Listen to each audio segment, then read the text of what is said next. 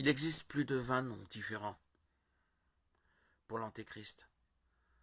Dans le livre de l'Apocalypse, il est appelé le destructeur, la bête, le ravageur, le fils de la perdition, l'impie, le roi de Babylone, parmi tant d'autres. Et tous ces titres ont pour but de nous donner une petite idée de son caractère, de sa personnalité. Après tout, il sera la personne la plus perverse ayant jamais foulé cette terre.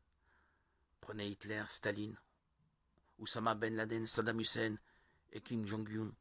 Rassemblez-les tous, puis multipliez-les par de nombreuses fois. Même ainsi, il ne sera pas possible de s'approcher, ne serait-ce qu'un peu, du caractère terrible de l'Antéchrist. Car il utilisera toutes les ruses et astuces pour prendre le contrôle du monde. Tous seront sous son emprise, y compris les hommes mauvais. Cet être maléfique se révélera seulement à la fin des temps. Mais dans 1 Jean 4, il est écrit que l'esprit de l'Antéchrist est déjà à l'œuvre dans le monde depuis longtemps. La plupart des gens ne le perçoivent pas encore car ils sont spirituellement aveugles. Pendant ce temps, il agit contre les enseignements du Christ, encourageant des idéologies malveillantes et conduisant tous à une vie de désobéissance.